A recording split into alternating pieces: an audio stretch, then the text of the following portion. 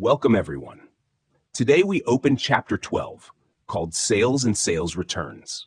This chapter is a big step forward because we move into the real world of selling on credit, keeping customer records accurate, and dealing with sales returns correctly. In practice, this is one of the most common areas where small posting mistakes can create big problems, so we will build strong habits from the start. What this chapter covers: first, entering sales transactions. You will learn how sales are recorded when you sell to customers, especially when the customer does not pay immediately. You will connect the paperwork to the accounting entries so the records match what actually happened. Second, coding data inside an accounting system.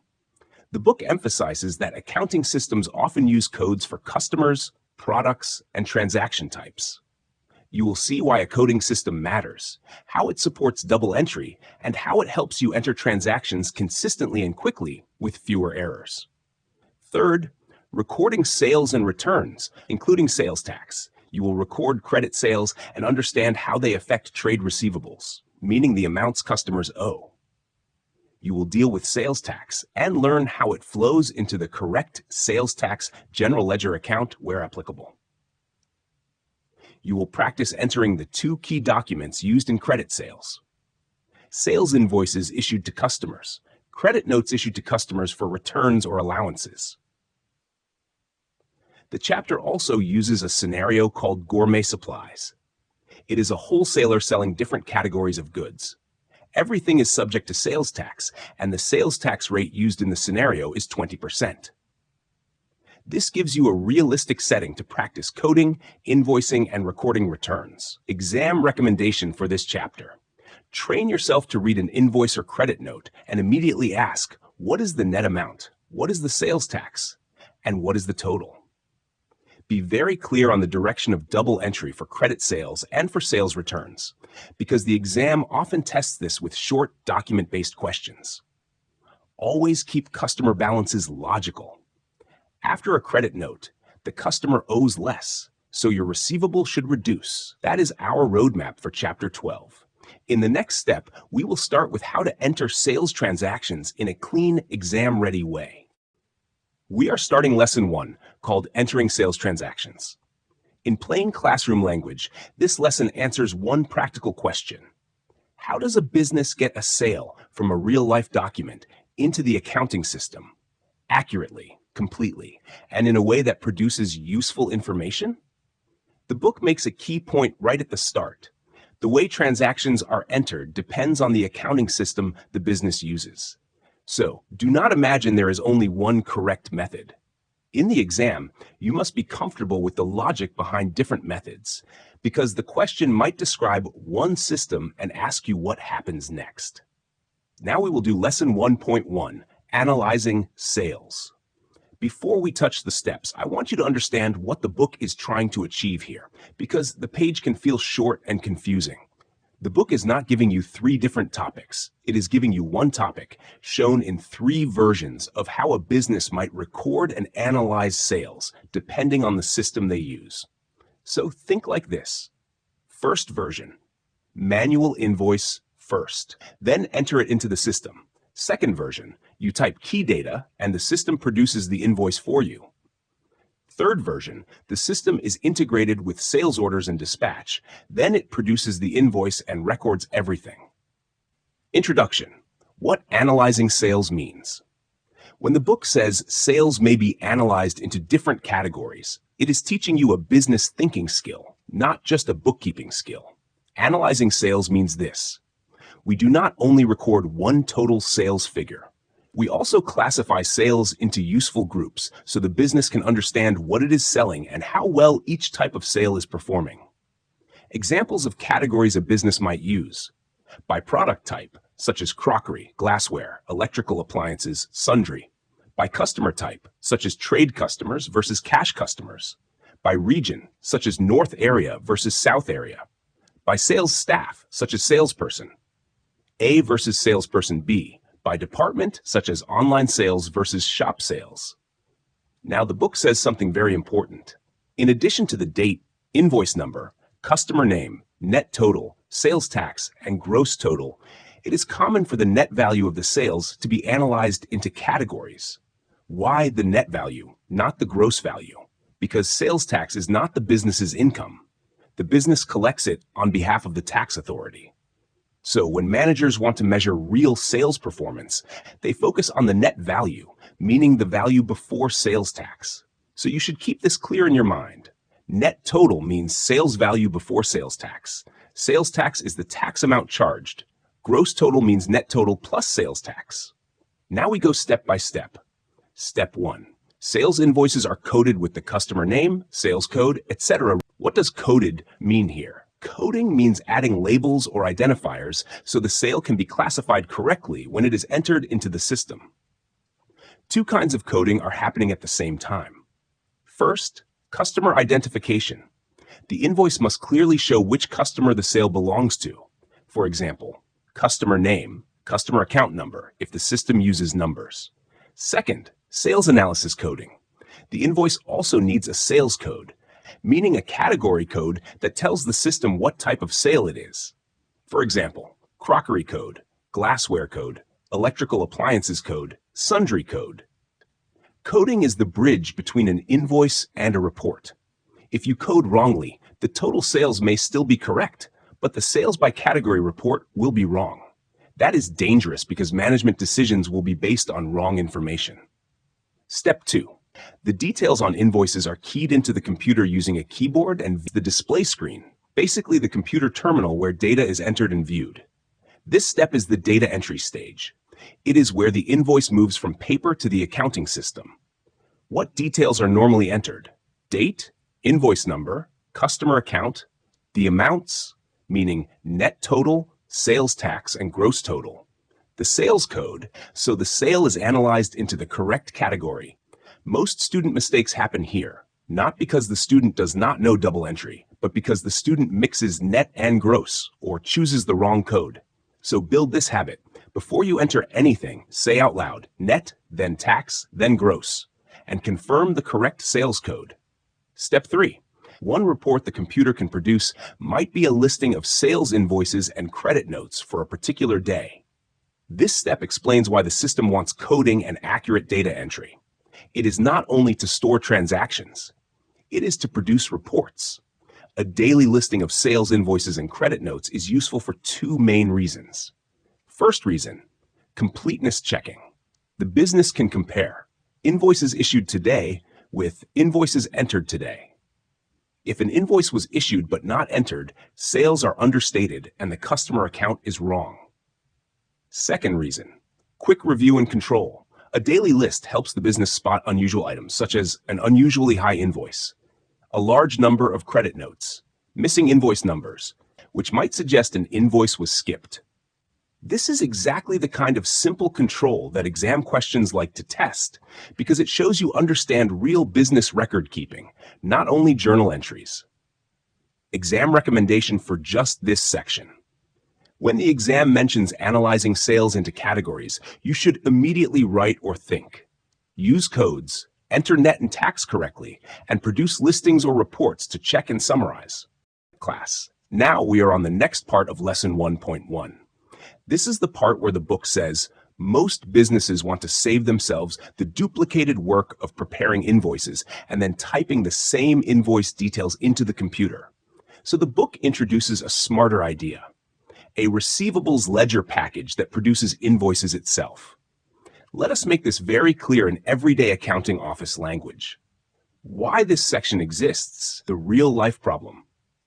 In a manual style process, a business often does two jobs. Job 1, prepare the sales invoice for the customer. Job 2, later, type the invoice details into the accounting system so the ledgers update. That is duplicated work. It wastes time and increases errors because typing the same information twice creates more chances to select the wrong customer, type the wrong amounts, apply the wrong sales code, miscalculate sales tax. So businesses prefer a system where you enter key information once, and the system produces the invoice and records what is needed for the accounts. Now we follow the 3 steps. Step 1, certain information is input, such as the date, the customer number, product codes, and quantities. This is the most important step because if the inputs are correct, everything that comes after is usually correct.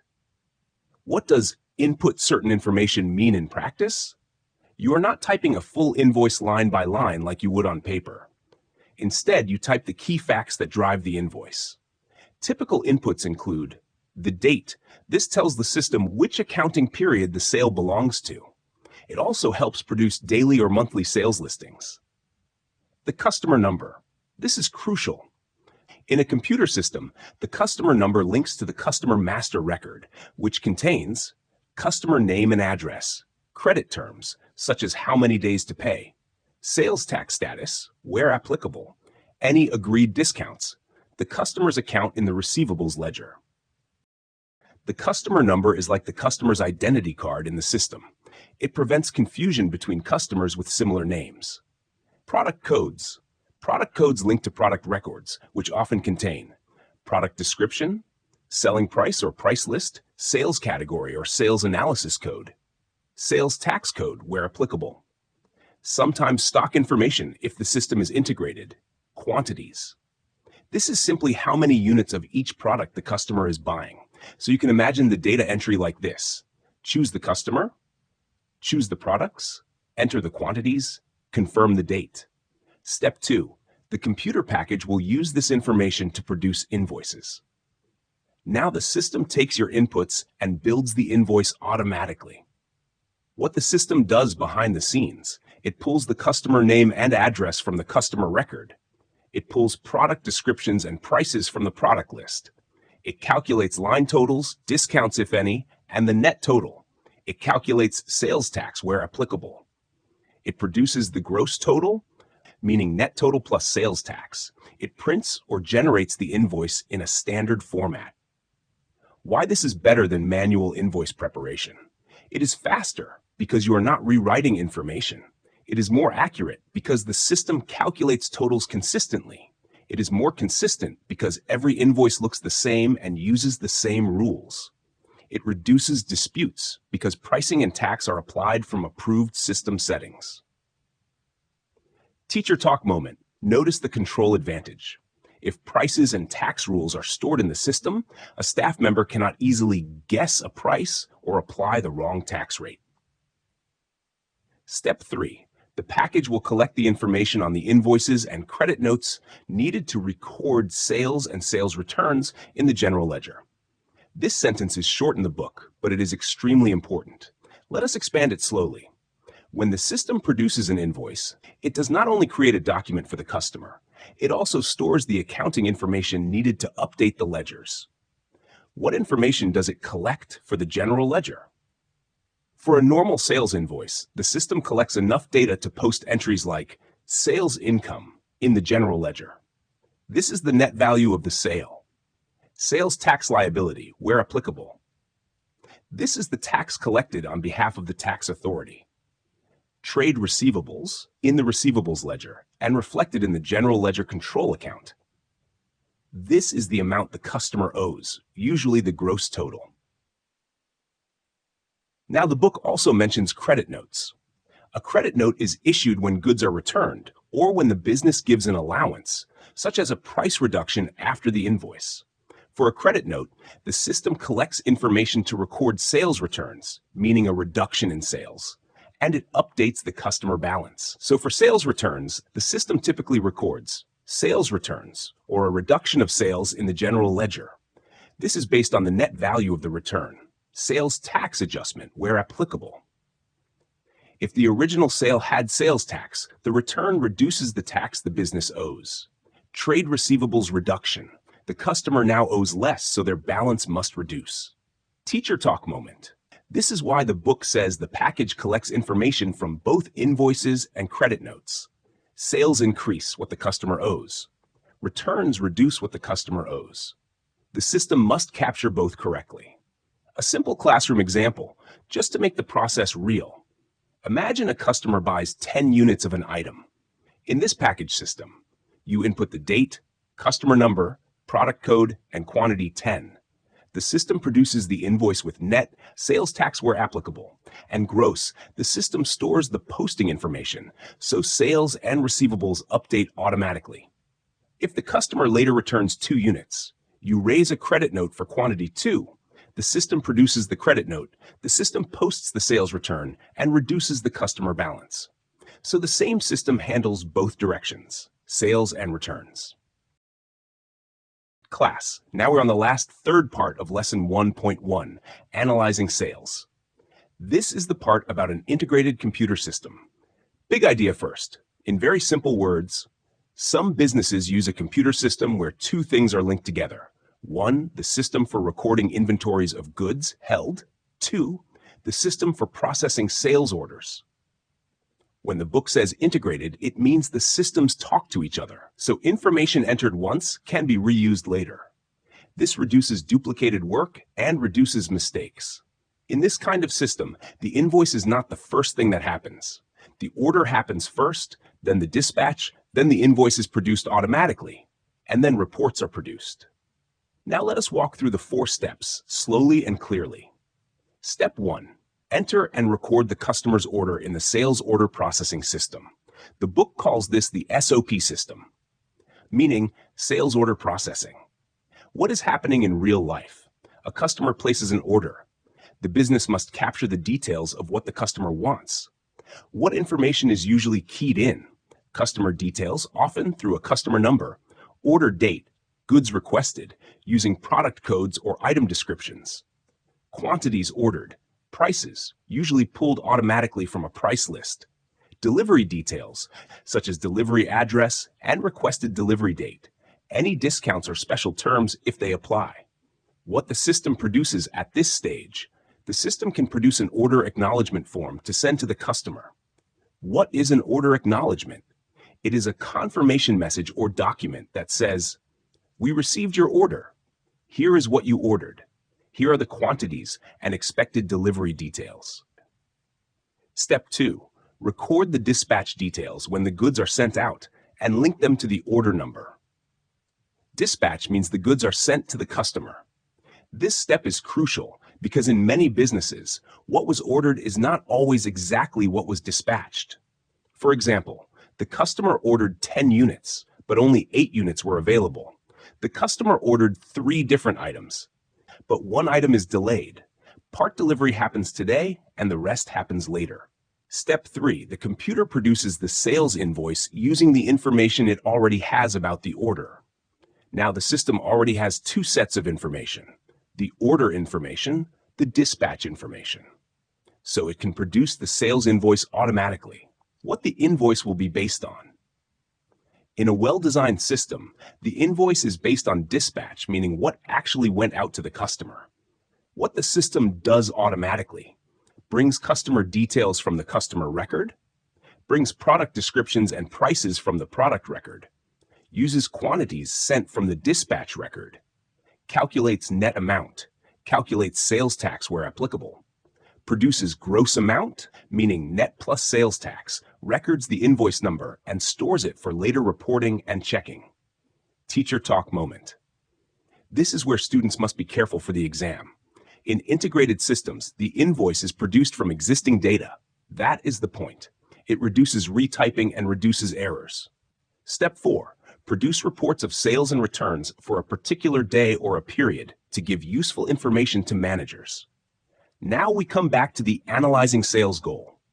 Because the system is integrated, it can produce reports quickly and reliably. Examples of reports for a particular day: a daily list of sales invoices issued today, a daily list of credit notes issued today, total sales for the day, often shown as net sales and sales tax separately, total returns for the day, again with net and tax separated.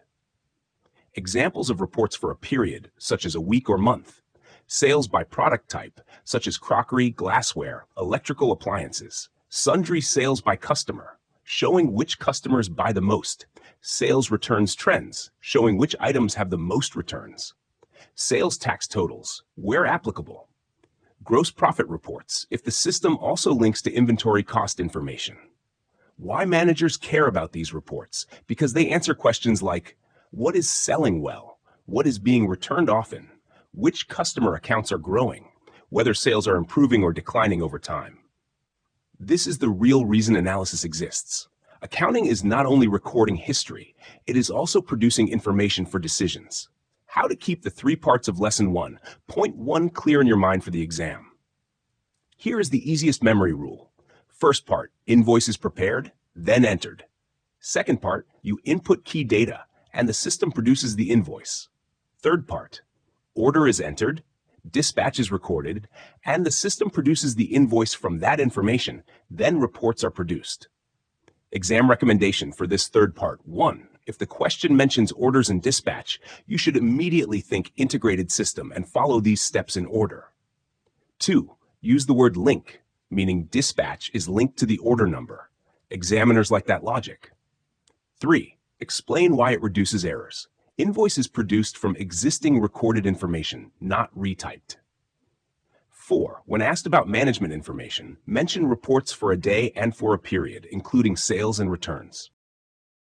Class. Now we move to Lesson 2, called Coding Data. Lesson 2. What coding data really means. When the book says coding data, it is talking about one simple idea. Instead of writing long descriptions every time we record a transaction, we use short codes to identify things quickly and accurately. A code is like a label, a shortcut, and an identifier, all at the same time. So coding data means the accounting system uses codes to classify transactions, sort transactions, analyze transactions. And it can do this whether the system is manual or computerized. Although in practice, computer systems rely on codes even more. Coding is not extra admin work. Coding is how the accounting system stays organized. Without codes, the system becomes messy, slow, and full of errors. Why businesses use coding systems? Let us make it very real. Imagine a wholesaler, like the chapter scenario. They sell many items. They sell to many customers. They issue many invoices and credit notes.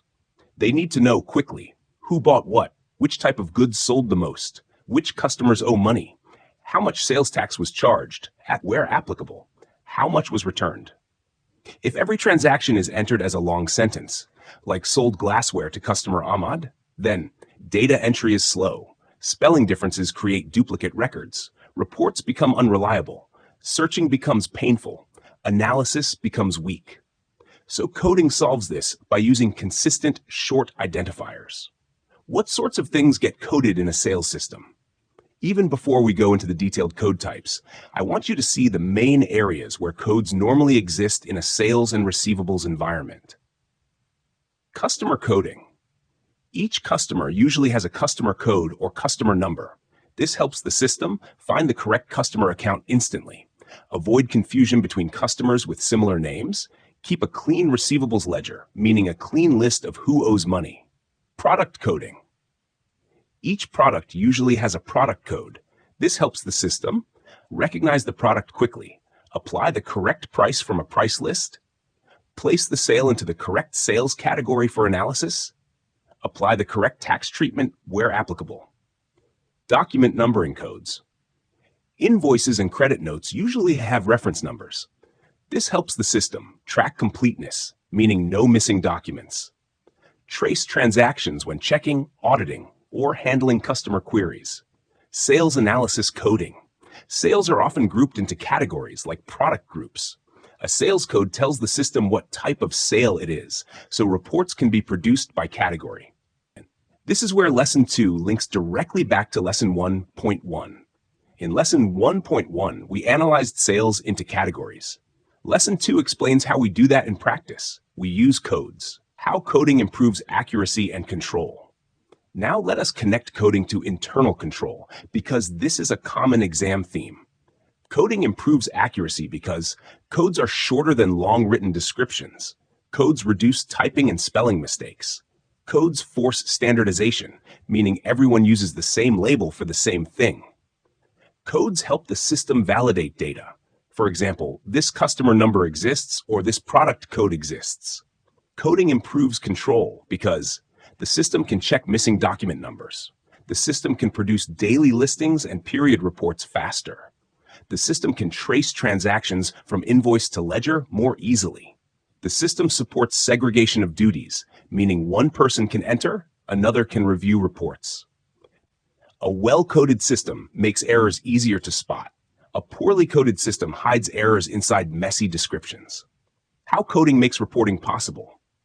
Managers do not want a stack of invoices. Managers want information. Coding makes reporting possible because the system can group transactions quickly.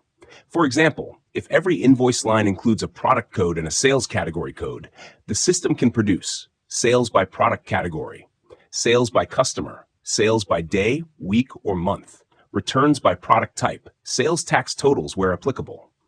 Without codes, you would need someone to read every invoice and manually classify it, which is slow and unreliable.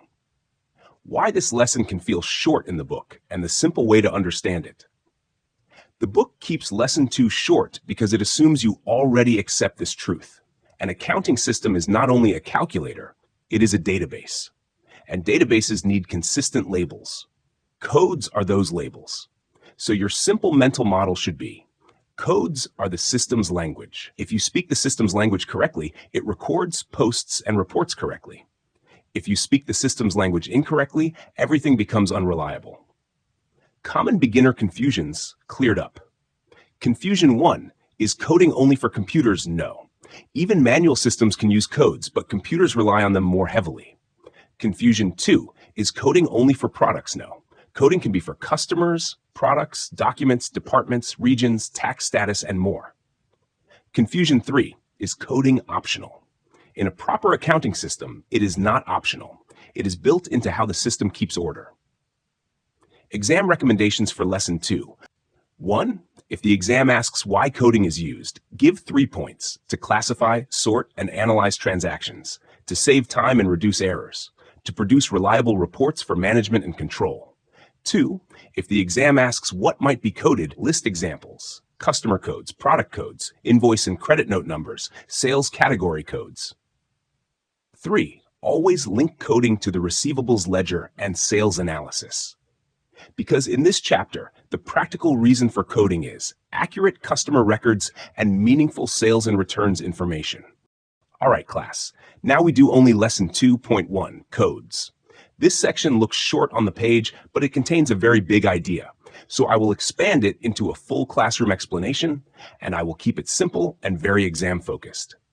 Lesson 2.1, What is a code and why do we use codes? The book is telling you that before we record sales transactions in the company's accounting records, we must understand why coding matters in transaction processing. So the lesson is not only what is a code, it is also why does the system need codes and what do codes achieve? What is a code? In plain words, a code is a short symbol or short identifier that stands for something. Instead of writing a long description, we use a short code that the system understands. For example, a customer code can stand for one particular customer. A product code can stand for one particular product. A sales code can stand for one sales category, like crockery or glassware. An invoice number can stand for one particular invoice document. So when the book says a code is a system of symbols, it means codes are planned and organized, not random. They are designed so the business can identify items quickly and accurately. A code is like a name tag that the computer can read perfectly every time. Humans can write long descriptions in different ways. The computer needs consistency. Why codes are used, the book's key reasons. The book gives you 3 very important reasons, and I want you to memorize them because they are exam-friendly. Reason 1, codes identify items more concisely and precisely. Concise means shorter. Precise means exact. If you type glass bowl set, one person may type it as glass bowl set, bowl set glass. Now the system thinks these might be different things, but if the product code is G105, it always means the same item. So the system identifies items precisely. Reason 2, codes help classify items into groups for recording data. Classify means put into categories. This links directly to sales analysis. If you want to know sales of different types, you need categories. Codes help you assign each sale to the correct category. For example, C for crockery, G for glassware, E for electrical appliances, S for sundry. Then the system can easily total sales by category. Classification is the foundation of good reports. No classification, no meaningful analysis. Reason 3, Coding saves time and also saves storage space. The book says codes are shorter than longhand descriptions, so coding saves time in data entry, searching, reporting, and it saves storage space in the system because a short code uses less data than a long description, especially when repeated thousands of times. Now let us connect coding to transaction processing and integrity. The book also mentions two deeper ideas: the heart of transaction processing, the integrity of the information derived from it. Let me explain those clearly. Transaction processing means the system takes a transaction, such as a sale, and processes it into records: customer account records, sales tax records where applicable, reports. Coding is at the heart of this because every transaction must be coded correctly before the system can post it correctly. Integrity means trustworthiness. If the coding is wrong, the output is wrong. For example, if a crockery sale is coded as glassware, then the sale total might still be correct, but the sales analysis by type is wrong, and management decisions become wrong. If a sale is coded to the wrong customer, then the customer balances are wrong, statements sent to customers are wrong, receivables control becomes weak. Coding errors do not always change the grand total, but they damage the quality of information, and that is often more dangerous. How coding works in a simple sales example. Imagine a sale happens. To record it in a coded system, we must choose codes such as customer code, product code, sales category code, tax code where applicable, invoice number. Then the system can automatically update the customer receivable, record sales tax where applicable, place the sale into the correct category report. So one small set of codes produces many correct outputs. Exam recommendation for Lesson 2.1. 1. Learn a strong definition. A code is a short symbol or identifier used in an accounting system to identify and classify items for accurate recording, collection, and analysis of data. 2. If the exam asks why codes are used, write 3 reasons: concise and precise identification, classification into groups for recording and reporting, saves time and storage space, and reduces errors. 3. Always link coding to integrity. Say clearly, correct coding gives reliable reports and correct customer records. Incorrect coding damages the integrity of the accounting information. A quick mini test, like I would do in class. If I ask you, why is coding important before posting sales transactions? Your answer should sound like this: because every transaction must be coded so it can be identified, classified, and processed correctly, and correct coding ensures the integrity of the information and reports produced. Class. Now we explain only Lesson 2.2, Coding in the Receivables Ledger. This is one of the most practical parts of the chapter because it explains how a business keeps customer accounts organized, accurate, and easy to manage. First, what is the receivables ledger? The receivables ledger is the list of individual customer accounts. Each customer who buys on credit gets their own account so the business can see how much that customer owes, what invoices were issued to that customer, what credit notes were issued to that customer, how much the customer has paid, what balance is still outstanding. So the receivables ledger is like a file cabinet of customer accounts, but inside the accounting system. Now, why coding is essential in the receivables ledger? The book says, the receivables ledger consists of individual accounts for each credit sale customer, and each customer is allocated an account and identified by a unique code number. Let us unpack that slowly. Why each customer needs a unique code number? Imagine there are 2 customers with the same name. For example, 2 different customers might both be called Smith Trading. If you only use names, you can easily post an invoice to the wrong customer, post a payment to the wrong customer, send the wrong statement to the wrong customer, create arguments and confusion. So the system uses a unique customer code number. Unique means no 2 customers share it. The customer code is the customer's identity in the ledger. Names can be similar. Codes must be different. What the customer code allows the system to do. When you enter a transaction, the system uses the customer code to pull up the correct customer account instantly, post invoices and credit notes to the correct customer, Keep a clean running balance for that customer. Produce a customer statement when needed. Produce an aged receivables report, meaning how long debts have been outstanding. Now the book adds something important. In addition to customer account numbers, the system can incorporate other coded information. This means the ledger system does not only code customers, it can also code documents and products connected to those customers. The book gives two examples in this section, and we will expand them clearly. First example, sales invoice numbers. What is a sales invoice number? It is a unique reference number given to each sales invoice. Why we code invoice numbers? Because invoice numbers help with completeness and control. The book says a sequential coding of invoices can ensure completeness and help eliminate errors such as missing invoices or goods not invoiced. Let us expand that.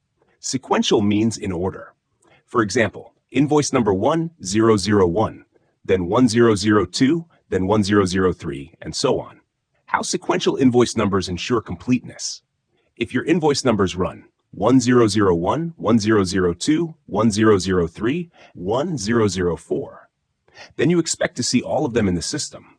If you see 1001, 1002, 1004, then you immediately know invoice 1003 is missing.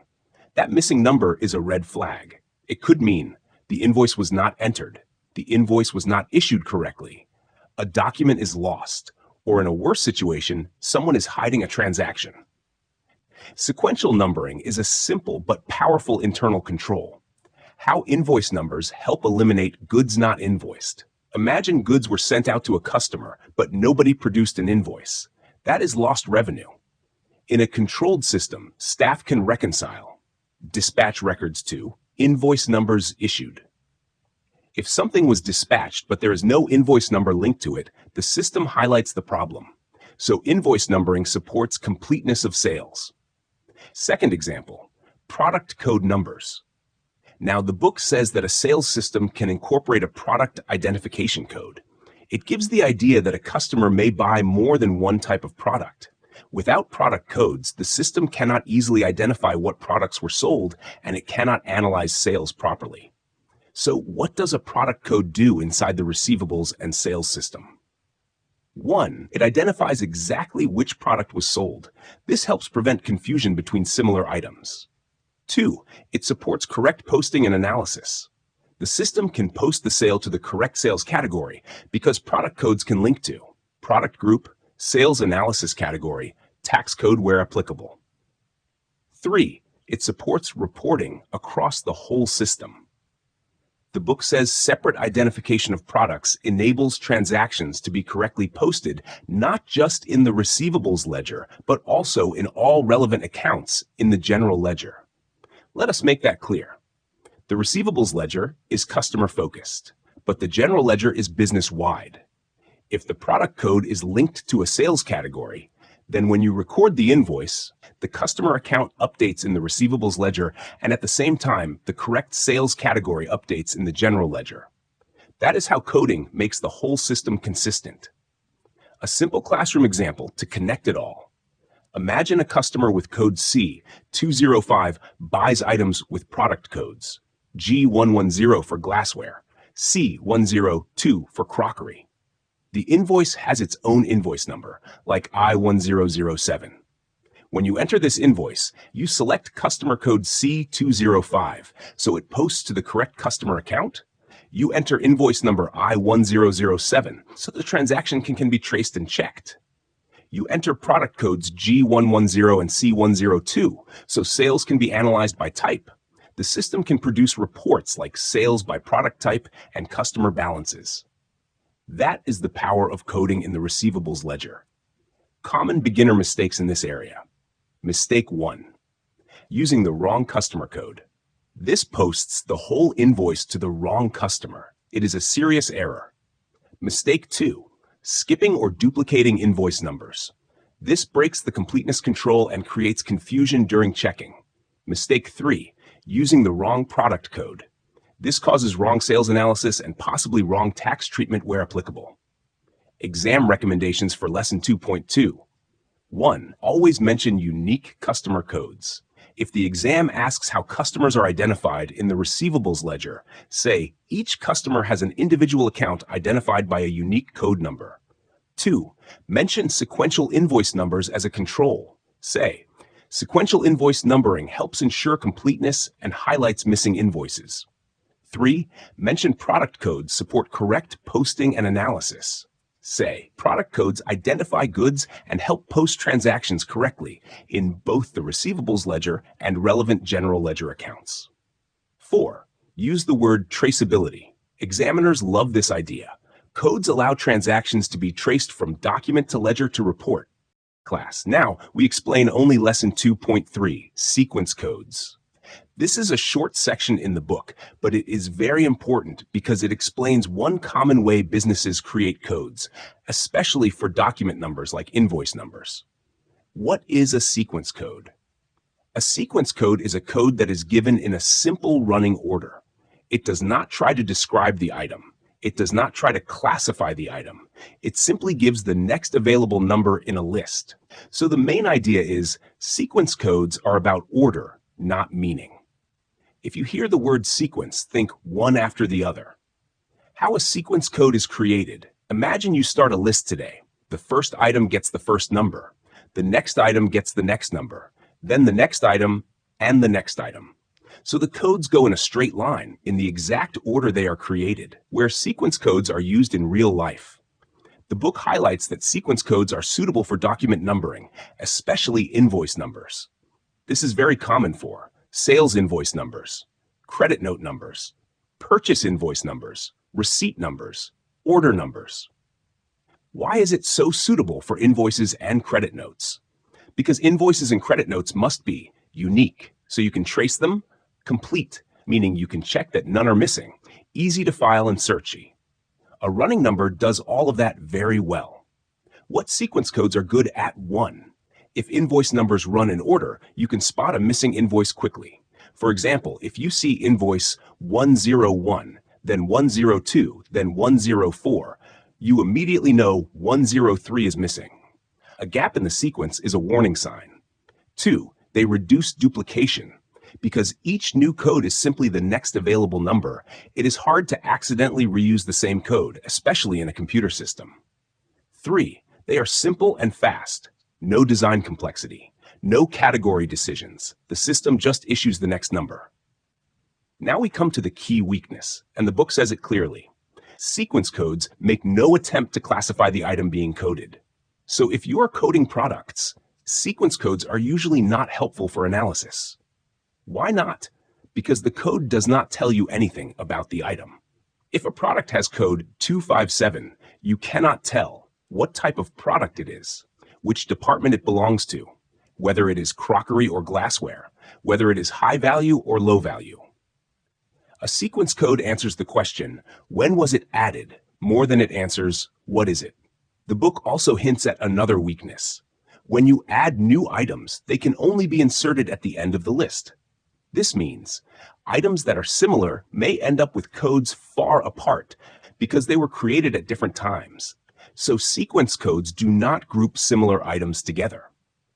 When sequence codes are appropriate and when they are not, appropriate uses, document numbering like invoice numbers and credit note numbers, customer numbers in a very simple system. If the business does not need the code to carry meaning, order numbers and dispatch numbers. Not appropriate or less useful uses. Product codes, when you want the code to help classification and reporting. Sales category codes, where meaning is important. Any situation where you need the code to show the type or group. Simple classroom example to make it clear. Imagine a business adds products over time. First, it adds a plate product. It gets the next number. Later, it adds a glass product. It gets the next number. Later, it adds another plate product. It gets the next number again. Now, 2 plate products do not have close codes, even though they are similar. That is because sequence codes follow time order, not product type order. But if we talk about invoices, time order is exactly what we want. Invoices are issued in time order, so sequence numbering fits perfectly. Exam recommendation for Lesson 2.3. If the exam asks you to explain sequence codes, you should say 3 points. 1. Definition. A sequence code is a running code that gives the next available number in a list with no attempt to classify the item. 2. Main use. It is suitable for document numbering, such as invoice numbers, because it supports traceability and completeness checking. 3. Limitation. It does not help classification, so it is rarely used when you need flexibility for different subgroups or meaningful analysis. A quick mini question for you, like in class. If I ask, why are sequence codes useful for invoice numbers? You should answer, because invoices must be unique and complete, and a running sequence makes missing invoices easy to detect. Class, now we explain only Lesson 2.4, block codes. This is a very practical coding method, and once you understand it, it becomes very easy. The book keeps it short, so I will expand it clearly in classroom style. What is a block code? A block code means we divide codes into blocks, meaning ranges of numbers, and each block is reserved for a particular group. So the code itself tells you which group the item belongs to, simply by looking at the range. If you hear the word block, imagine a large box of numbers. Each box belongs to one group. Why businesses use block codes? Businesses use block codes when they want codes to do two jobs at the same time. Job 1. Identify the item uniquely. Job 2. Show the group or category the item belongs to. This makes sorting and reporting much easier. For example, a business might want to group customers by region, like North, South, East, West, or by customer type, like retail customers, trade customers. So they allocate a range of numbers to each group. How block codes work, step by step. Step 1. Decide the groups. The business decides what the groups are, such as regions, branches, or customer types. Step 2. Allocate a different number range to each group. For example, Group A gets codes from 1,000 to 1,999. Group B gets codes from 2,000 to 2,999. Group C gets codes from 3,000 to 3,999. Each group has its own block, meaning its own range. Step 3. Number items within each block. Within each block, the codes can then be given out in sequence. So inside the 2,000 to 2,999 block, you would allocate 2001, 2002, 2003, and so on. This means each customer has a unique code, and the first part of the code tells you which group they belong to. What block codes help you do? 1. Fast recognition. If you see a customer code inside the 2000 block, you instantly know which group that customer belongs to. 2. Easier sorting and filing. You can sort customers by code, and they will naturally fall into groups. 3. Easier reporting. You can quickly total balances or sales by group because the group is already built into the code ranges. Block codes turn the code into a mini message. The code says, I belong to this group. A simple classroom example. Imagine a business divides customers into 3 regions. Region A uses the 1,000 block. Region B uses the 2,000 block. Region C uses the 3,000 block.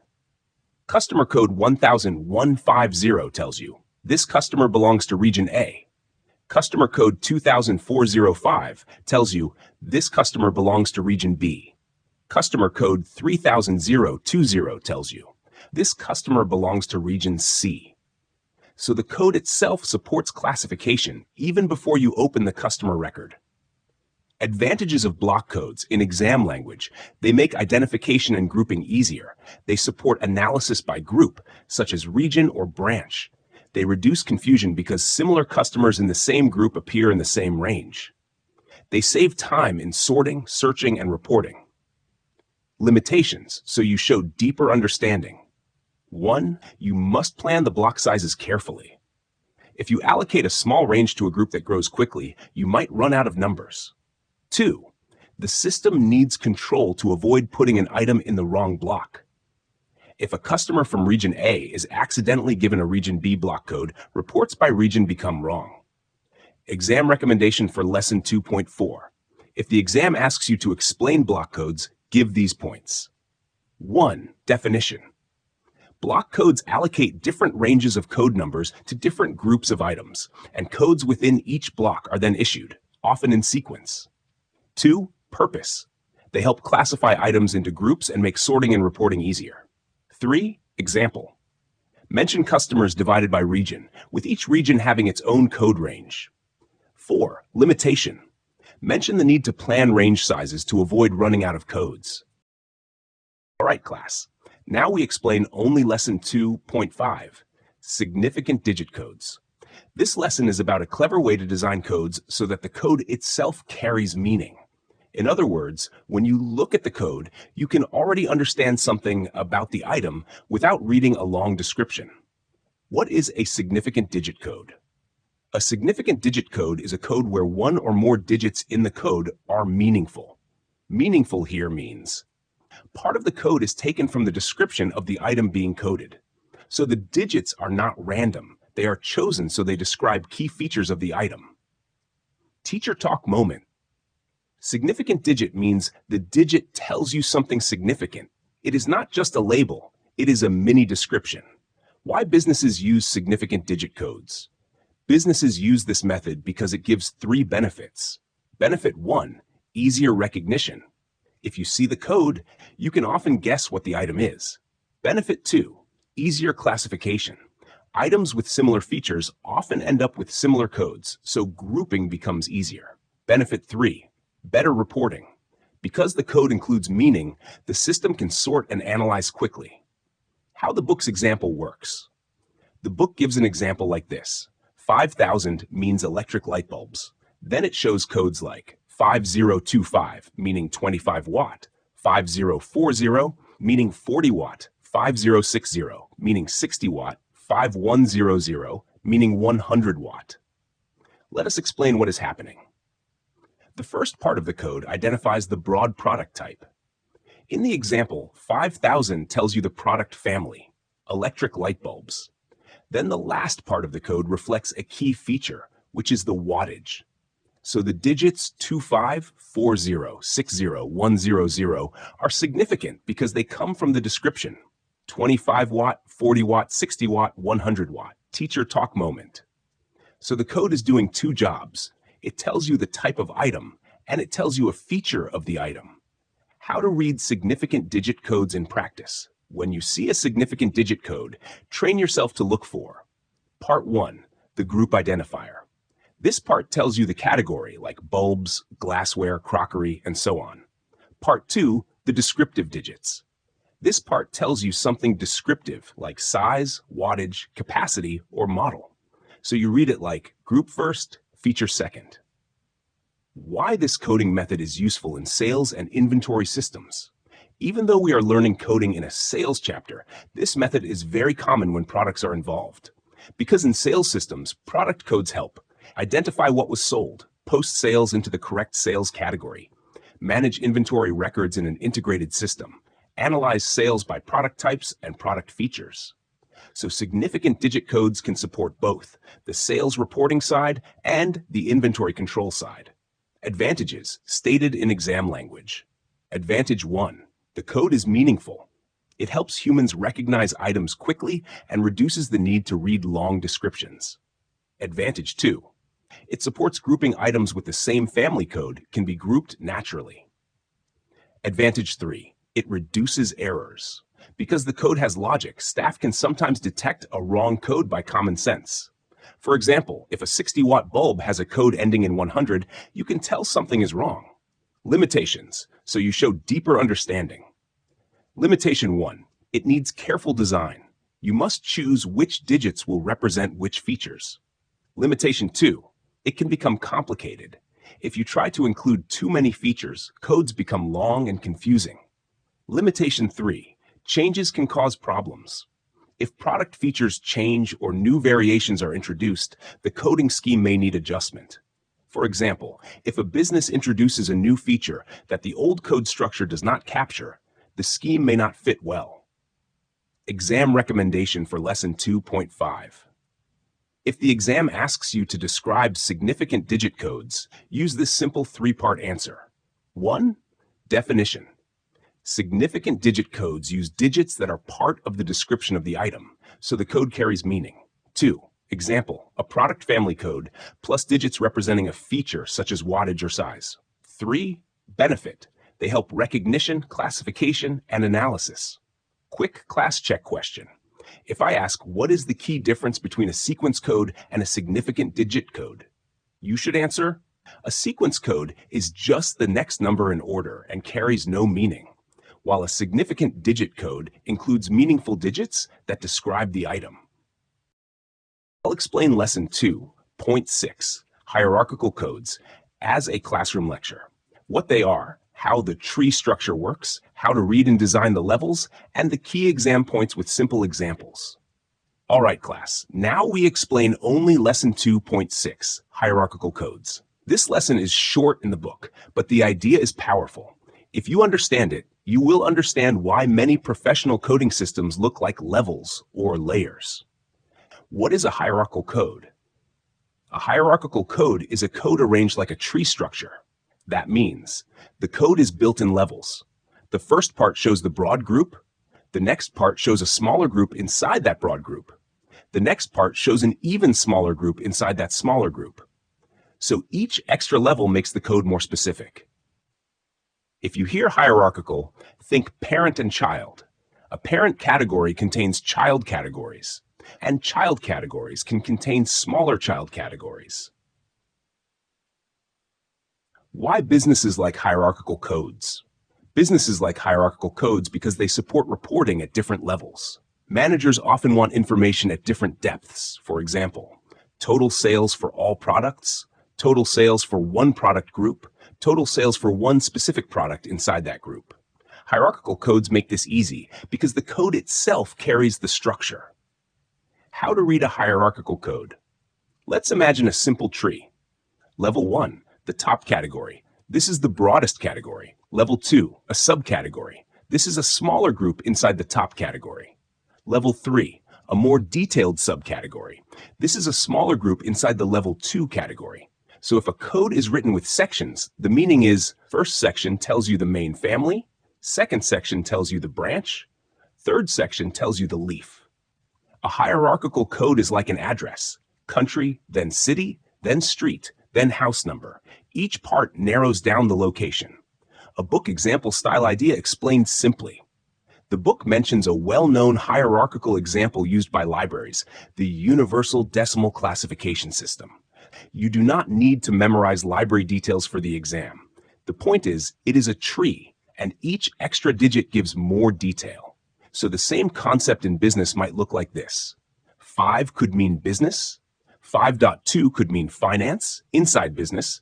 5.2.1 could mean accounting inside finance. 5.2.1.4 could mean standard costing inside accounting, and so on. Notice what is happening. Each new part tells you we are still inside the earlier category, but now more specific. Why hierarchical codes are useful in accounting systems? 1. They improve classification and analysis. If codes are hierarchical, the system can group transactions automatically. For example, all codes starting with 5 belong to business. All codes starting with 5.2 belong to finance. So you can total at different levels without redesigning the data. 2. They help reporting in summaries and in detail. Managers can ask for a high-level summary, such as all finance, or a detailed breakdown, such as one small subcategory. 3. They allow growth without losing organization. A business can add new items into the correct branch of the tree, so the code system stays organized even as the business expands. What hierarchical codes are not trying to do? Hierarchical codes are not mainly about time order. That was sequence codes. Hierarchical codes are mainly about meaning and grouping. They help you understand where an item belongs. So if sequence codes answer the question, what came next? Hierarchical codes answer the question, what group does this belong to, and how specific is it? How hierarchical codes connect to the exam and to real accounting work. In exams, hierarchical codes appear in 2 common ways. First way, coding systems and classification questions. They ask why a business uses hierarchical coding. Your answer should mention, it creates a clear structure, it supports analysis at different levels, it improves reporting and organization. Second way, General ledger coding.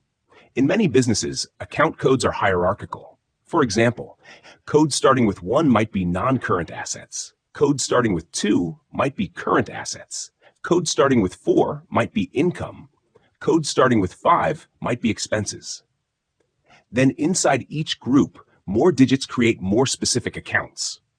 That is why you can often look at an account code and guess whether it is an asset, liability, income, or expense. Advantages: clear grouping and subgrouping. Easy reporting at different levels. Flexible for adding new categories. Reduces confusion because the structure is built into the code. Limitations: it requires careful design at the start. If the business changes its structure, the code tree may need redesign. Staff must be trained to choose the correct branch, otherwise miscoding damages reports. Exam recommendation for Lesson 2.6. If you get a question on hierarchical codes, use this structure. 1. Definition. A hierarchical code is a multi-level code organized like a tree, where each additional part makes the code more specific within a group. 2. Purpose. It allows items to be classified and analyzed at different levels, from broad totals to detailed subcategories. 3. Advantage. It supports reliable reporting and makes it easy to group related items. Class. Now we explain only Lesson 2.7, Faceted codes. This one can feel a little technical at first, but I will teach it in a simple classroom way. Once you see the pattern, it becomes easy. What is a faceted code? A faceted code is a code made up of several sections, and each section represents a different feature of the item. The word facet means one side of something, like one side of a diamond. So faceted coding means one code, but built from multiple meaningful parts. If you hear faceted, think code with compartments. Each compartment tells you one fact. How faceted codes are different from other codes. Sequence codes give the next number, do not carry meaning. Block codes show which block, meaning which broad group, the item belongs to. Hierarchical codes show levels like a tree from broad to narrow. Faceted codes show different features side by side, not parent and child, more like a set of labels joined together. So instead of saying, this item belongs to a tree branch, faceted codes say, this item has feature A, feature B, feature C, and feature D.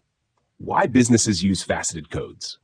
Businesses use faceted codes when they want the code to answer multiple questions at once. For example, a business might want to know what type of product it is, which customer type bought it, which region it was sold in, which salesperson handled it, which color or size it is, if it is clothing.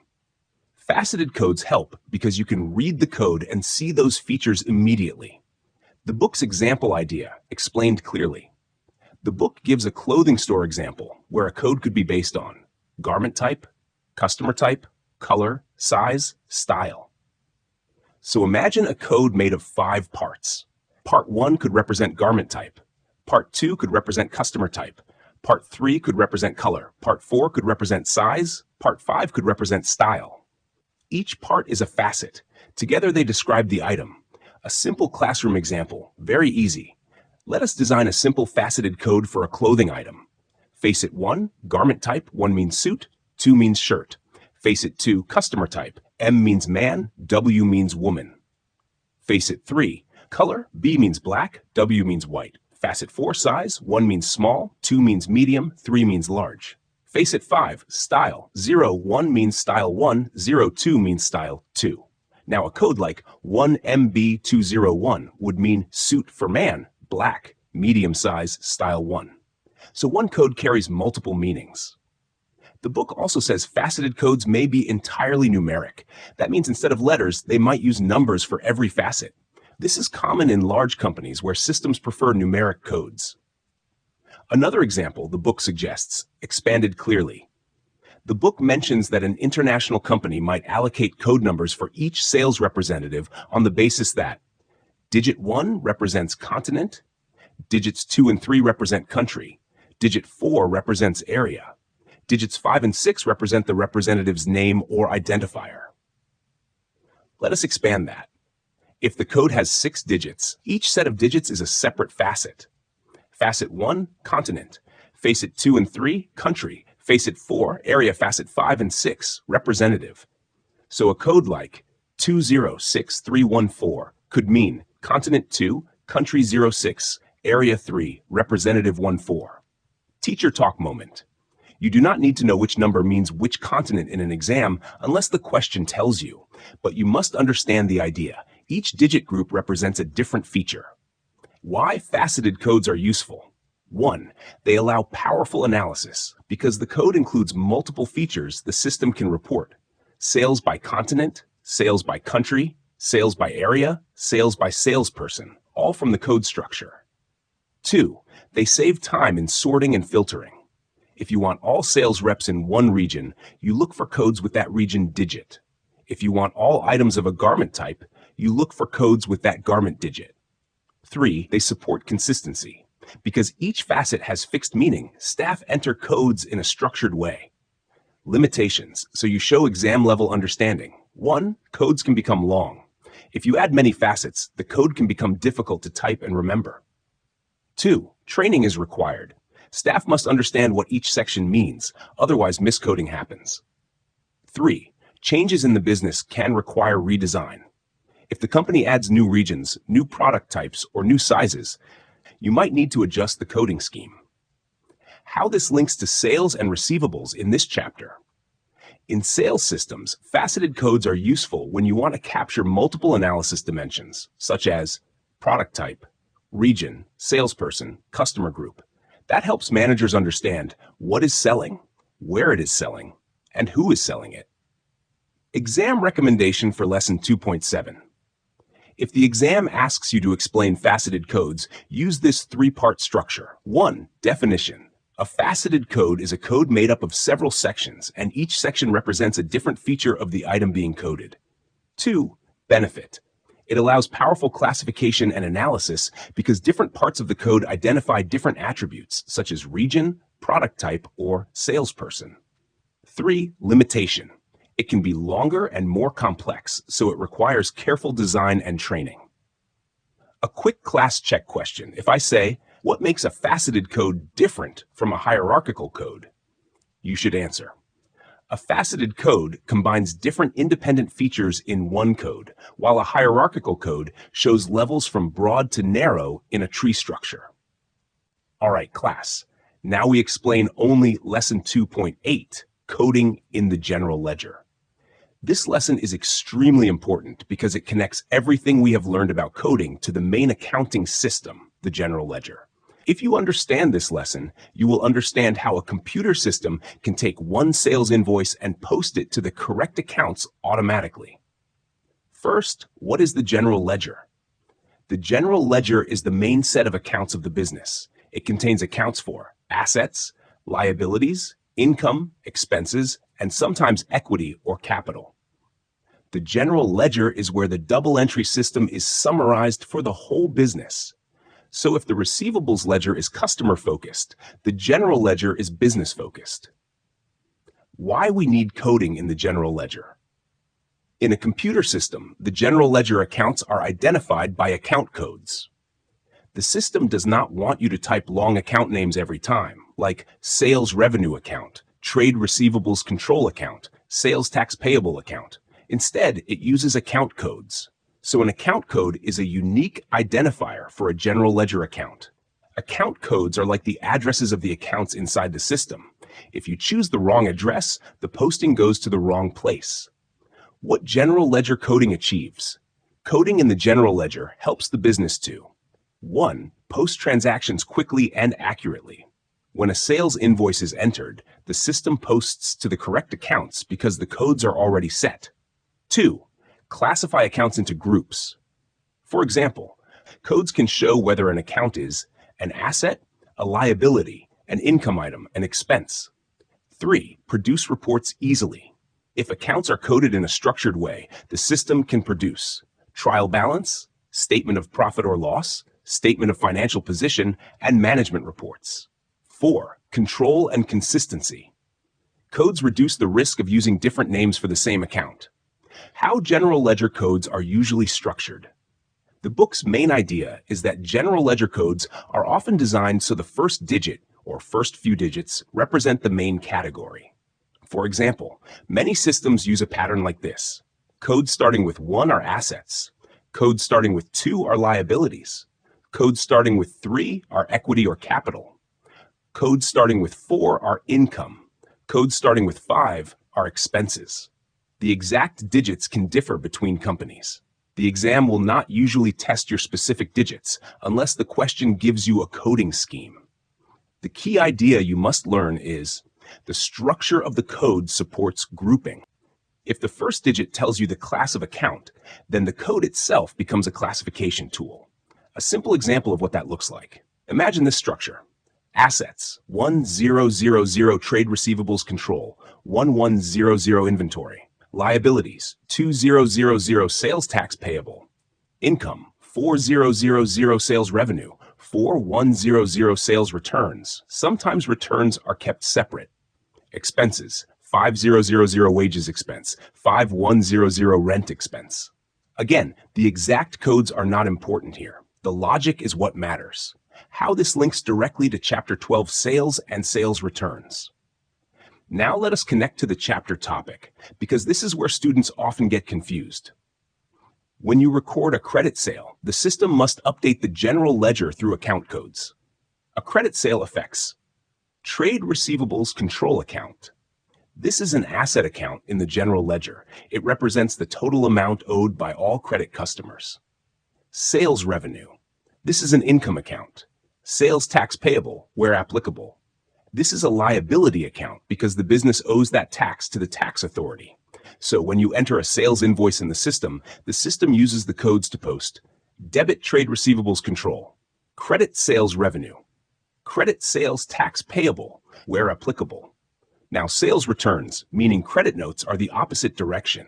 A sales return affects Trade Receivables Control Account. It reduces because customers owe less. Sales returns account or sales revenue reduction. It reduces the net sales.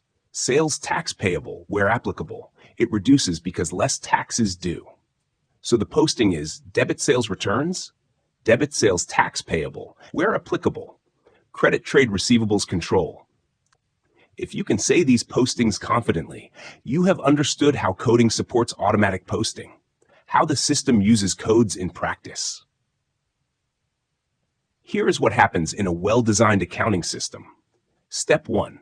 The business sets up the chart of accounts, meaning the list of general ledger accounts, each with an account code. Step 2. The system is configured so certain transaction types automatically post to certain account codes. For example, sales invoices post to sales revenue code and trade receivables control code. Credit notes post to sales returns code and trade receivables control code. Sales tax posts to the sales tax payable code. Step 3. When the user enters a transaction, they do not manually choose every general ledger account each time. The system does it through the codes and rules. This is why coding is at the heart of transaction processing. The code structure makes automation possible. Why this is important for the exam. The exam wants you to show that you understand. The general ledger is coded.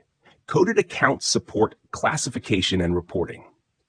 Coded accounts allow correct posting from sales and return systems to the general ledger. Trade Receivables Control Account links the receivables ledger to the general ledger.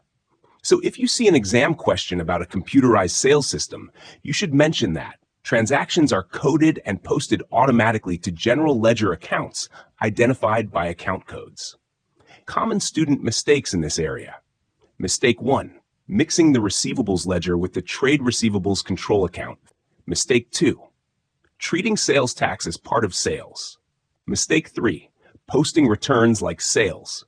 Exam recommendation for lesson 2.8. If the exam asks about coding in the general ledger, use this answer structure. 1. Definition. General ledger accounts are identified by unique account codes. 2. Purpose.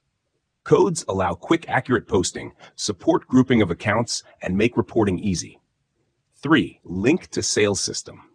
Sales invoices and credit notes are processed using codes, so the system posts automatically to trade receivables control, sales, sales returns, and sales tax accounts where applicable. Class. Today we move into Lesson 3, and we will cover Lesson 3, Section 3.1 and Section 3.1.1.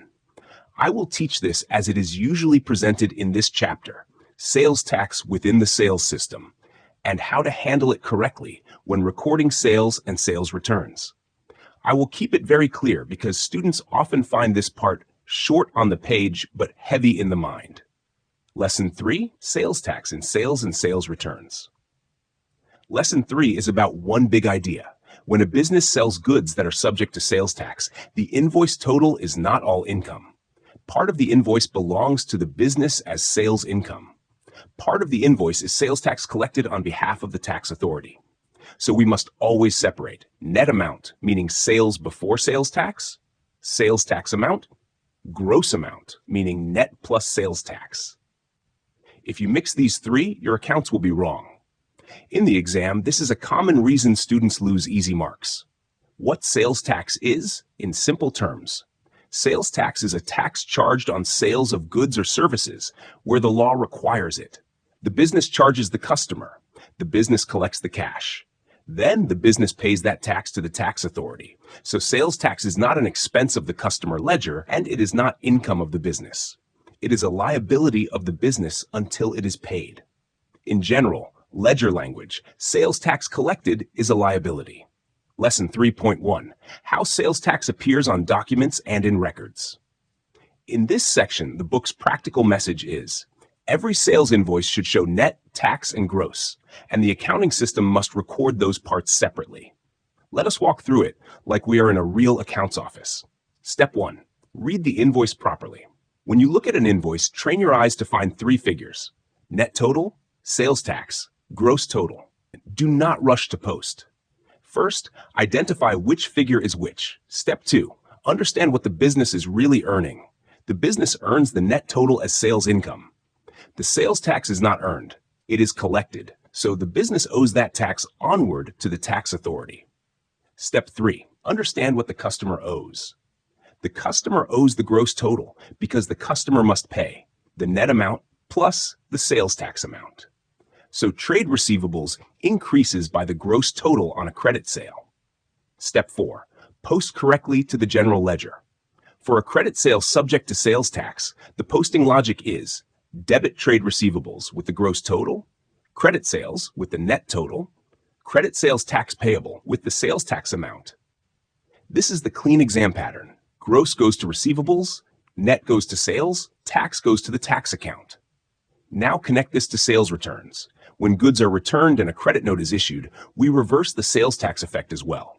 For a credit note subject to sales tax, debit sales returns with the net amount, debit sales tax payable with the tax amount, credit trade receivables with the gross amount. So again, gross affects the customer balance, and tax is handled separately. Lesson 3.1. Calculating sales tax and moving between net, tax, and gross. This is where many students get confused, so I will teach you the habits that prevent mistakes. There are three situations you may face. Situation 1. You are given net and you must find tax and gross. If the sales tax rate is 20%, then sales tax equals 20% of net, gross equals net plus tax. Classroom shortcut for 20%. 20% is 1/5. So if you are given net, the tax is 1/5 of net. Example in words, if net is 100, tax is 1/5 of 100, which is 20, and gross is 100 plus 20, which is 120. Situation 2. You are given tax and you must find net and gross. If tax is 20% of net, then tax is 1/5 of net, so net is 5 times the tax. Example in words, if tax is 20, net is 5 times 20, which is 100, and gross is 100 plus 20, which is 120. Situation 3. You are given gross and you must find net and tax. This one is the most tested because students often guess incorrectly. If tax is 20% of net, then gross is net plus 20% of net. That means gross is 120% of net. In multiplier language, gross equals net times 1.2, so net equals gross divided by 1.2. Then, tax equals gross minus net. Example in words, if gross is 120, net is 120 divided by 1.2, which is 100, and tax is 120 minus 100, which is 20. In the exam, when gross is given, do not take 20% of gross. That is the classic mistake. Sales tax is based on net, not gross. Why this matters inside the accounting system. When invoices are entered, the system must store the split: sales net, sales tax, customer gross balance. When credit notes are entered, the system must store the reverse split: sales returns net, sales tax reduction, customer balance reduction. That is why this topic sits right inside the chapter about sales and sales returns. Common mistakes and how to avoid them. Mistake 1. Treating gross as sales income. Fix. Sales income is net only. Mistake 2. Calculating tax from gross when you should calculate it from net. Fix. If gross is given and the rate is 20%, divide gross by 1.2 to get net. Mistake 3. Forgetting to reverse sales tax on returns. Fix credit note means tax also reduces where sales were taxable. Mistake 4. Posting the tax into the sales account. Fix. Tax goes into a sales tax payable account, not into sales. Exam recommendations for Lesson 3, Section 3.1 and Section 3.1.1. 1. Always write net tax gross on your working. Even if the question does not ask you to show workings, your workings protect you from silly errors. 2. Use the standard posting pattern: credit sale with sales tax, debit receivables gross, credit sales net, credit sales tax, credit note with sales tax, debit sales returns net, debit sales tax, credit receivables gross. 3.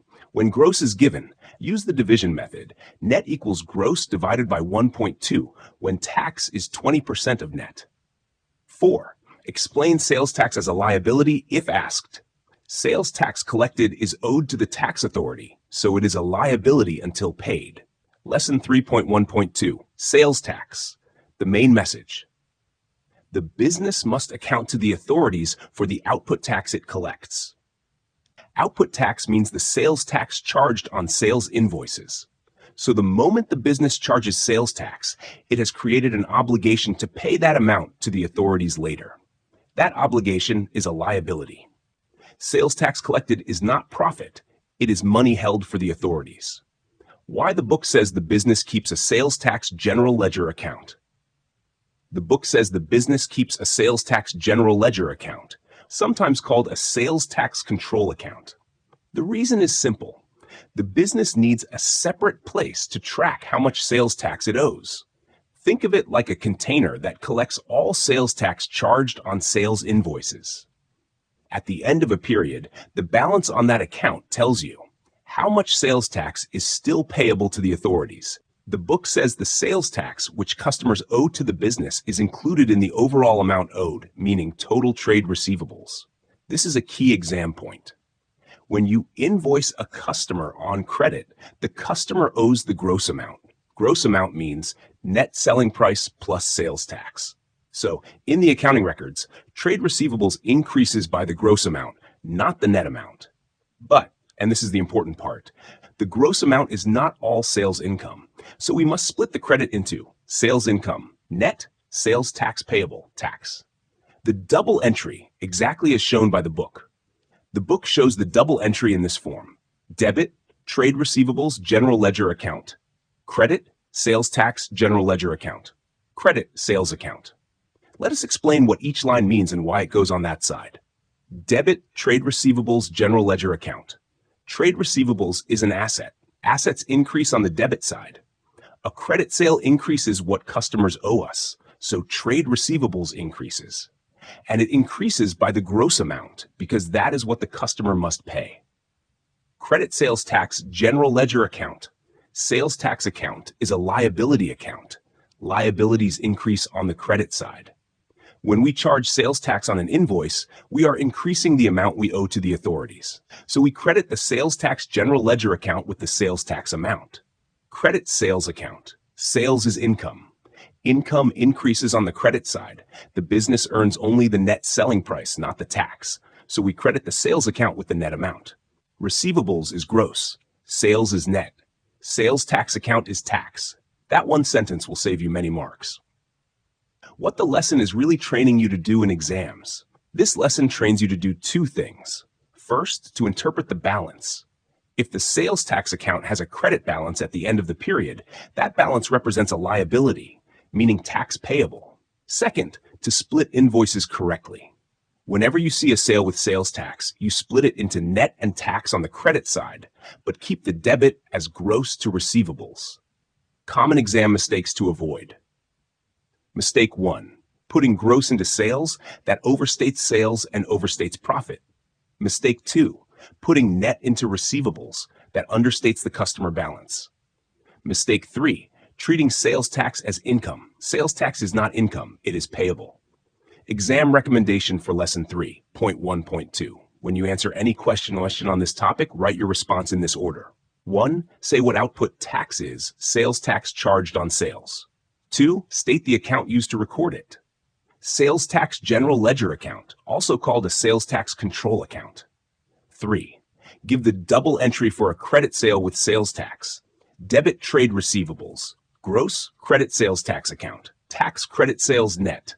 4. State the meaning of the closing credit balance. It is the amount owed by the business to the authorities, so it is a liability. Class, now we focus only on Lesson 3.1.3. Sales returns. This section is teaching you how to reverse a sale, fully or partly, when goods are returned, and how to record that correctly using double entry. The key document here is the credit note. A credit note is the sales returns document. When goods are returned by a customer, the business issues a credit note. It is called a credit note because it gives the customer credit, meaning it reduces what the customer owes. Sales invoice increases what the customer owes. Credit note reduces what the customer owes. So when you see credit note, your brain should immediately think, reduce trade receivables. What does the book mean by reverse the transaction? When the original sale was recorded, the accounting system increased. Trade receivables because the customer owed money. Sales income because the business earned revenue. And sales tax payable where applicable, because the business owed tax to the authorities. When goods are returned, we want to undo, meaning reverse, the effect of the original sale for the portion returned. So, for the returned portion, sales income should reduce, sales tax payable should reduce where applicable, the customer balance should reduce. This is why the book says the double entry will take the following form. The double entry for sales returns, shown clearly. The book shows a double entry with debit sales tax, general ledger account, debit sales returns account, or sometimes the sales account, credit trade receivables, general ledger account. Let me explain each line like we are in class, and you are learning it for the first time. Credit trade receivables, general ledger account. Why credit receivables? Because receivables is an asset. A credit reduces an asset, and a sales return reduces the amount the customer owes. So this is the key. Credit trade receivables with the gross amount of the return. The customer owes less, so receivables must go down. Debit sales returns account, or sales account. Why debit? Because sales is income. A debit reduces income, so a return reduces the business's sales income. Many systems use a separate account called sales returns to keep returns visible. Some systems reduce sales directly. In exams, it is usually clearer to use a sales returns account. So, debit sales returns with the net amount of the return. Debit sales tax general ledger account, where applicable. Why debit the sales tax account? Because sales tax payable is a liability, and it normally has a credit balance. A debit reduces a liability. When goods are returned, the business will owe less sales tax to the authorities because that sale is partly canceled. So, debit sales tax account with the sales tax amount on the return. If the original sale had sales tax, the return must reverse the tax as well. Net tax and gross, the exam habit. Now class, this is the habit that will protect you in the exam. A return is split exactly like a sale. Net portion affects sales returns. Tax portion affects sales tax account. Gross portion affects receivables. So, sales returns is net. Sales tax is tax. Receivables is gross. A small classroom example. Imagine a customer returns goods, and the credit note shows net is 100, sales tax is 20, gross is 120. The entry is debit sales returns 100, debit sales tax general ledger account 20, credit trade receivables general ledger account 120. So the customer now owes 120 less. If you want to describe the effect in words, sales income reduces by 100, sales tax liability reduces by 20, trade receivables reduces by 120, where sales returns are recorded in the system. In many systems, credit notes are first listed in a sales returns daybook, meaning a list of all credit notes issued. Then, each credit note is posted to the customer account in the receivables ledger. Totals are posted to the general ledger. The book is not showing all those books in this small section. It is focusing on the final double entry effect. Common student mistakes in sales returns. Mistake 1, debiting receivables. That would increase what the customer owes, which is the opposite of a return. Fix, returns reduce receivables, so receivables must be credited. Mistake 2, crediting sales returns. That would increase income. Fix, sales returns is debited because it reduces net sales. Mistake 3, forgetting the tax reversal. Fix, if sales tax was charged on the sale, the return reduces the tax payable, so debit the sales tax account. Class, now we focus only on lesson 3.2. Example, double entry recording of sales. This is the part of the chapter where the book stops speaking in general rules and shows you a complete example. Your job in the exam is to copy this thinking style. Identify the totals, split sales into categories, and prove that the debit side equals the credit side. What lesson 3.2 is trying to teach you? Lesson 3.2 is teaching 3 skills at the same time. Skill 1. Every credit sale has 2 aspects. Trade receivables increases because the customer owes money. Sales income increases because the business earned revenue. Skill 2. If a business analyzes sales into different types, it may use several sales accounts instead of one sales account. Skill 3. The total debits must equal the total credits, always. Teacher talk moment. This example is not just about numbers. It is about structure and checking. The story of the example, in simple words, a business sells items to a customer on credit. That means the customer has not paid immediately, so the amount owed becomes a receivable. At the same time, the business has earned sales income. So the accounting system records debit trade receivables for the total amount owed by the customer, credit sales for the sales income, but split into categories. Why sales might be split into several accounts. The book shows sales being credited into separate accounts like sales for one type of product, sales for another type of product, and so on.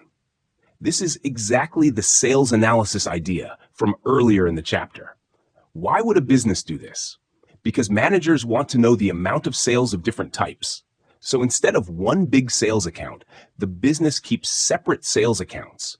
For example, sales of ladies' shoes, sales of gents' boots, sales of accessories. This is analysis in action. The accounts themselves are being used to create a report. The double entry structure in the example lay. Now let us focus on the layout, because this is how you should set out your exam answer. 1 debit entry. Debit trade receivables general ledger account with the total sale value owed by the customer. This total is the overall amount of the invoice. In the book example, that debit is one single total figure. Many credit entries, credit sales accounts, split into the categories shown, so the credits are not one line, they are multiple lines. But the key rule is, if you add all the sales category credits together, the total must equal the trade receivables debit. That is why the book says, as ever, the total amount posted to the debit side equals the total amount posted to the credit side. This is your built-in checking tool. In exams, if your debits and credits do not balance, you know you made an error. How you should think through a similar exam question. Here is the classroom method I want you to use every time. Step 1. Identify whether it is a credit sale or a cash sale. If the customer will pay later, it is a credit sale, so the debit will be trade receivables. Step 2. Find the total owed by the customer. That is the invoice total. That will be your debit amount in trade receivables. Step 3. Identify the sales categories. Look for the breakdown in the question. It may list sales of different items or different departments. Each category becomes a separate credit line. Step 4. Add all the credit lines and check they equal the debit. If they do not equal, you have either missed a category, copied an amount wrongly, or misunderstood which figure is the total. Never skip the check. Examiners reward correct method, and the check helps you protect your marks. What this example is not doing, so you do not get confused. This example is only about recording sales and analyzing sales into types. It is not focusing on sales tax, in this specific example layout, cash sales, that comes later, returns, that is a separate section, so do not mix those topics into your understanding here. Exam recommendation for Lesson 3.2. 1. Set your answer in a neat list form. Debit trade receivables, credit sales category 1, credit sales category 2, and so on. 2. Always balance your totals. Write a quick note to yourself. Debit total equals credit total. 3. Understand the purpose of analysis. Explain, if asked, that separate sales accounts allow the business to record and report income from different types of sales. A quick class exercise, based on the idea of the example. Imagine a credit sale total of 1,000 analyzed into shoes, 600, boots, 300, accessories, 100. Your entry is debit trade receivables, 1,000. Credit sales, shoes, 600. Credit sales, boots, 300. Credit sales, accessories, 100. And you check. 600 plus 300 plus 100 equals 1,000. Class, let us look only at the question that comes after Lesson 3.2. We will not do the answer yet.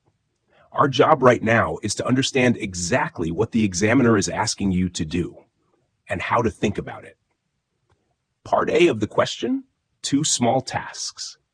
The question tells you that the closing balance on the sales tax general ledger account is a credit balance of $12,572.50. Then it asks 2 things. Part A, point 1, the blanks question. It asks you to complete this meaning sentence. This means that $12,572.50 is owed by blank to blank. So what is the examiner testing here? They are testing whether you can interpret a credit balance on a sales tax account in plain English. In other words, they want you to explain who owes the money and who will receive the money based on what the sales tax account represents. Part A, point 2, the classification question. It then asks whether that balance represents an asset or a liability for Gourmet Supplies.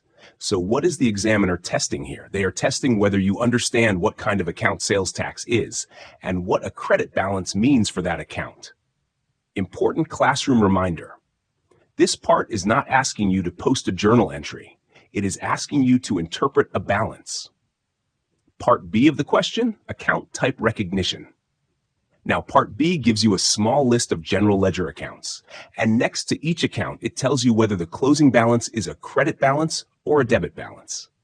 Then it asks you to circle which description fits each balance. The options are asset, liability, expense, revenue. So what is the examiner testing here? They are testing whether you can look at the name of the account and whether it has a debit or credit closing balance, and then decide what type of account it is. What you must do in Part B, step by step, without answering yet. Step 1. For each account, read the account name carefully. The name usually tells you the category. For example, sales usually links to revenue. Sales returns usually links to a reduction of revenue, often treated like an expense-style debit balance account in basic classification questions. Trade receivables. General ledger account usually links to an asset because it is money owed to the business. Bank is usually an asset, but the question is also testing whether you understand what a debit or credit balance means for that bank account in the situation given. Step 2.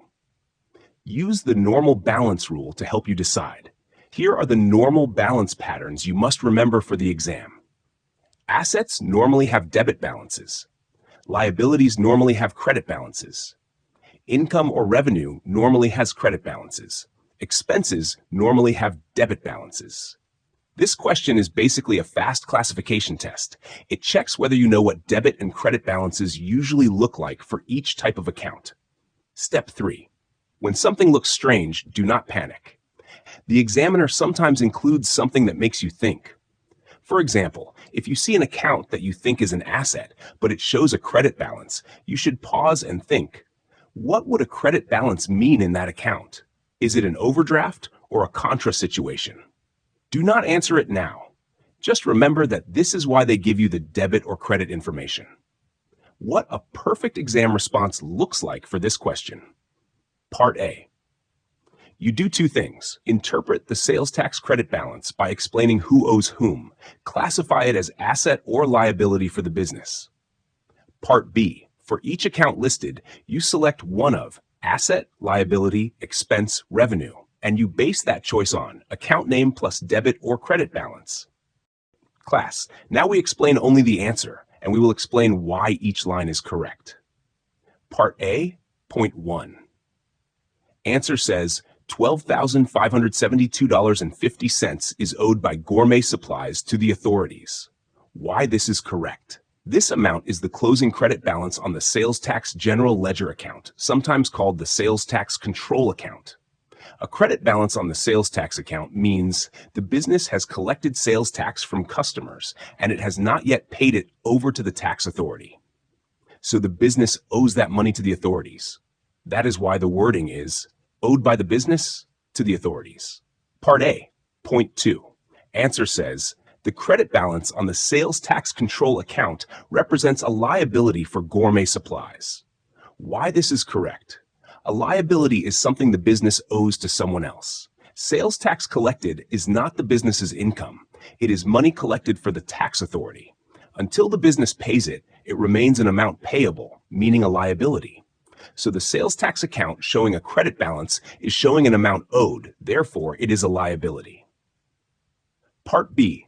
The answer gives you 4 accounts, tells you whether each has a credit or debit balance, and then classifies the balance as revenue, expense, asset, or liability. Let us explain each one.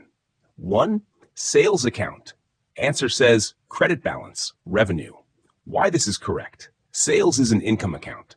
Income accounts normally have credit balances, so a credit balance on sales means revenue earned. 2. Sales returns account. Answer says debit balance, expense. Why this is correct. Sales returns is used to record reductions in sales, meaning returns reduce the business's net sales. In many basic classifications, sales returns is treated like an expense style account because it reduces profit and it normally has a debit balance. So when the account shows a debit balance, it fits the expense category in this type of question. 3. Trade receivables general ledger account. Answer says debit balance asset. Why this is correct. Trade receivables is money owed to the business by customers. Money owed to the business is an asset. Assets normally have debit balances, so a debit balance on trade receivables is an asset. 4. Bank account answer says credit balance, liability. Why this is correct. Normally, a bank account is an asset and would have a debit balance. But if the bank account has a credit balance, that usually means the business is overdrawn. An overdraft means the business owes money to the bank. Money owed to the bank is a liability. So a credit balance on the bank account indicates a liability, meaning a bank overdraft. Class, now we explain lesson 3.3, cash sales. This lesson is short on the page, but it's a very common exam area because it tests whether you know which ledger accounts are used when the customer pays immediately. What a cash sale means. A cash sale means the customer pays straight away at the time of the sale. So the business does not need to create a customer debt. That single idea explains the most important sentence in your book. A cash sale will not pass through the receivables ledger, and it will not pass through the trade receivables general ledger account. Why not? Because receivables exist only when money is owed by customers. If the customer pays now, there is no owe later balance, so there is no receivable to record. Cash sale equals no customer debt. No customer debt equals no trade receivables entry. What accounts are affected in a cash sale? In a cash sale, the business receives money immediately, so the asset that increases is bank, or cash. At the same time, the business earns sales income, and if the sale is taxable, it also collects sales tax on behalf of the authorities. So the accounts involved are bank account for the money received, sales account for the net sales income, sales tax general ledger account for the tax collected, where applicable. The double entry for a cash sale with sales tax. Your book shows the entry in this form: debit bank account, credit sales tax, general ledger account, credit sales for the relevant sales category, such as sales of ladies' shoes. Let us explain each line. Debit bank account. Why debit bank? Bank is an asset. Assets increase on the debit side. A cash sale brings money into the business, so bank increases. Credit sales account. Why credit sales? Sales is income. Income increases on the credit side. A sale creates income for the business, so sales is credited with the net amount. Credit sales tax general ledger account, where applicable. Why credit sales tax? Sales tax collected is a liability because it must be paid to the authorities. Liabilities increase on the credit side, so the sales tax account is credited with the tax amount. The key difference between cash sales and credit sales. Credit sale, customer pays later, so trade receivables increases. Debit trade receivables, credit sales, and sales tax. Cash sale, customer pays now, so bank increases. Debit bank, credit sales, and sales tax. In exam questions, the fastest way to choose the correct debit is this.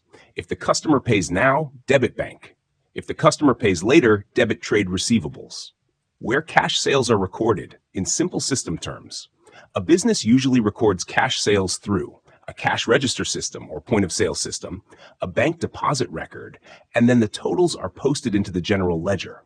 The important exam idea is not the paperwork detail. The exam idea is no receivables ledger involvement. Common exam mistakes in cash sales. Mistake 1, debiting trade receivables for a cash sale. Fix. If it is cash, there is no receivable. Debit bank instead. Mistake 2, crediting sales with the gross amount. Fix sales is net. The tax goes to the sales tax account separately. Mistake 3, forgetting the sales tax entry when the sale is taxable. Fix. If sales tax applies, you must split net and tax, even for a cash sale. Exam focus point. Why the book highlights this? The book's exam focus message is basically telling you questions on entering transactions in the accounting system are likely to come up in the exam. So you should practice recognizing quickly. Cash sale versus credit sale. Which ledger accounts are used? Net, tax, and gross separation.